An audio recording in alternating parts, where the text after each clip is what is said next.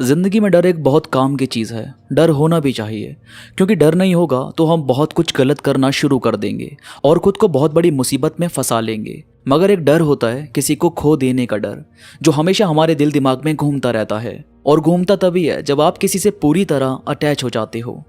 क्योंकि शुरू शुरू में तो हमें लगता है कि कोई साथ है तो भी ठीक और कोई साथ नहीं है तो भी ठीक। पर जहां हम सीरियस हो जाते हैं और सामने वाला तुरंत हमें इग्नोर करने लगे या वो सीरियस ना हो, तब हमारा दिमाग घूमना शुरू होता है और हम फंस जाते हैं इस किसी को खो देने के डर में।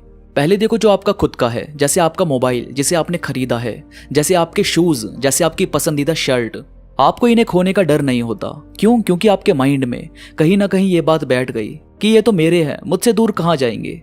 पर इंसान कभी भी चेंज हो सकता है, इस बात का डर हमारे अंदर बना रहता है। मतलब भाव दोनों में सेम है कि ये मेरा है, मगर रिस्पॉन्ड करने की थिंकिंग अलग अलग है।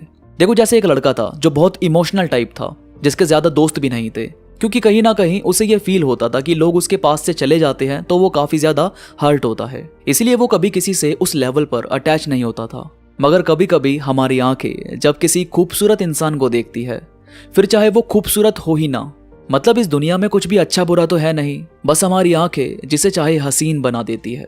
तो जब हम किसी से मिलते हैं जहां हमारा दिल अटक गया, वहां फिर दिमाग काम करना बंद कर देता है, या ये कह लो कि हम दिमाग की सुनते नहीं। तो इसके पड़ोस में एक नई फैमिली रहने आई जिसमें एक लड़की थी, वो इसे अच्छी लगी। और कहीं ना कहीं जब ये भी अपनी बालकनी में बैठकर पढ़ता तो वो भी इसे देखती थी। अब पड़ोस में थे तो रोज ही देखना और बात करना हो जाता था। धीरे धीरे अच्छी खासी बॉन्डिंग बन गई, ये घर के बाहर भी मिलने लगे और कहीं ना कहीं दोनों एक दूसरे से अटैच हो गए।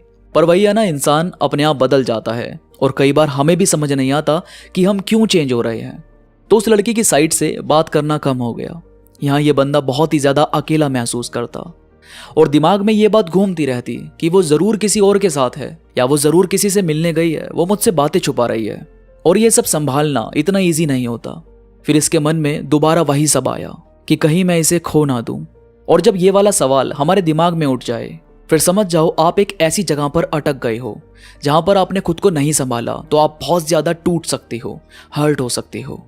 फिर इस बंदे को जब ये दिखा कि मुझे बार बार वही थॉट्स आ रहे हैं कि मैं इसे खो ना दूं, तो इसने सबसे पहले खुद को बदलना स्टार्ट किया, कि इसको नोट करना बंद किया कि वो कब जाती है घर से, कब वो ऑनलाइन है, कब किससे मिल रही है। ये सब कुछ रोकना बहुत जरूरी है।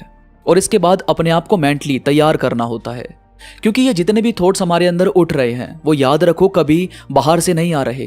क्योंकि ना तो उसको आपने किसी के साथ देखा, ना उसने कुछ बताया, मगर इसके मन में उसके लिए ऐसे थॉट्स खुद उठने लगे। क्योंकि हमारा माइंड खुद ऐसी बातें बनाने लगता है जिससे हमें और ज्यादा तकलीफ हो, यानी हम ऐसी सिचुएशन सोचने लगते हैं जिसमें हम और ज्यादा डर महसूस करें। तो मेंटली तैयार करने के लिए ये सोचना पड़ता है कि क्या कोई मुझे ऐसे ही छोड़ सकता है, और अगर वो ऐसे ही छोड़ सकता है तो क्या वो मेरा हुआ, और अगर वो नहीं छोड़ सकता तो मैं ये क्यों सोचूं कि मैं उसे खो दूंगा। किसी को खो देने का डर तभी पैदा होता है जब हमें ये यकीन नहीं होता कि कोई हमारे साथ पूरे दिल से रहेगा या हमारे साथ रहने में इंटरेस्टेड है। इसीलिए ये बात हमेशा खुद को बतानी होती है कि अगर कोई भी नहीं है तो भी आप खुद को आगे बढ़ाओगे और मूव ऑन करोगे। क्योंकि ना तो आपकी एज यहाँ रुकेगी और ना ही ये वक्त आपके लिए यहाँ पर रुका रहेगा। अगर आपने अपना सारा टाइम ओवरथिंक करने में वेस्ट किया, अगर आपने अपनी उम्र का बहुत बड़ा हिस्सा सिर्फ रोने धोने में गुजार दिया, तो बुढ़ापे में हमें यह बहुत ज्यादा फील होने लगता है कि हमने उस टाइम खुद को मजबूत क्यों नहीं बनाया, क्यों एक ही जगह पर रुके रहे। हमें यह लगता है कि हमारे पास बहुत ही ज्यादा टाइम है, जबकि ऐसा नहीं होता। जैसे खाना खाने के बाद हमें यह लगता है कि अब मैं कुछ नहीं खा पाऊंगा, और ऐसा लगने लगता है कि हमें जैसे कल परसों तक भूख नहीं लगेगी, मगर बस 6 से 7 घंटे के बाद हमें दोबारा भूख लगती है। ठीक ऐसा ही जब हम सैड या खुश होते हैं तो हम नेक्स्ट मोमेंट के बारे में नहीं सोचते कि ये वक्त, ये साल कितनी तेजी से बीत रहे हैं और हमारे पास कितना कम टाइम है। यही सब बातें इस बंदे ने अपने दिमाग में सोची और बहुत टाइम लगा, मगर ये संभलने लगा और इतना मैच्योर तो हो गया कि अब इसे इस चीज का डर नहीं था कि अगर ये किसी को खो देगा तो ऐसे बहुत ज्यादा परेशान नहीं होगा, बहुत ज्यादा रोएगा नहीं, बल्कि उस सिचुएशन को अंडरस्टैंड करेगा कि हम उसे रोक नहीं सकते थे या नहीं रह सकते थे उसके साथ। क्योंकि असल में हमारा एफर्ट्स लगाना मायने रखता है कि हम अपनी तरफ से तो जतन कर रहे हैं ना किसी को साथ रखने के। ऐसा ना हो कि हमने अपनी साइड से कुछ किया ही नहीं, बस वो पछतावा नहीं रहना चाहिए। बाकी जो हमारे हाथ से बाहर है उसे हम कंट्रोल कर ही नहीं सकते। तो ये सभी बातें इसने खुद को समझाई और अपनी लाइफ में खुश रहना स्टार्ट किया। तो तो यार बात बस यही है कि अभी ये सब आपको बहुत मुश्किल लगेगा, और मैं जानता हूं मुश्किल भी है, पर नामुमकिन नहीं है। आप जब हैंडल करने लगोगे तो आप खुद देखोगे कि सिचुएशन अब आपके हाथों में आ रही है, और धीरे धीरे आपका दिमाग खुल रहा है, और अब आप खुद की लाइफ में खुश रह रहे हो। तो दोस्तों, उम्मीद करता हूँ आपको आज की बातें पसंद आई होगी। आज की वीडियो से आप अपनी लाइफ में खुश रहना सीख पाएंगे। वीडियो में कोई भी बात आपको पसंद आई हो तो प्लीज़ लाइक करो और कमेंट्स में मुझे ज़रूर बताओ कि आपको ये बातें कैसी लगी।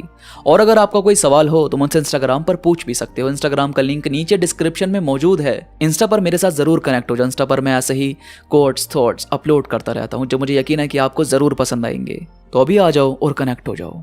तो अभी के लिए बस इतना ही। मैं मिलूंगा आपसे नई वीडियो के साथ। तब तक के लिए धन्यवाद।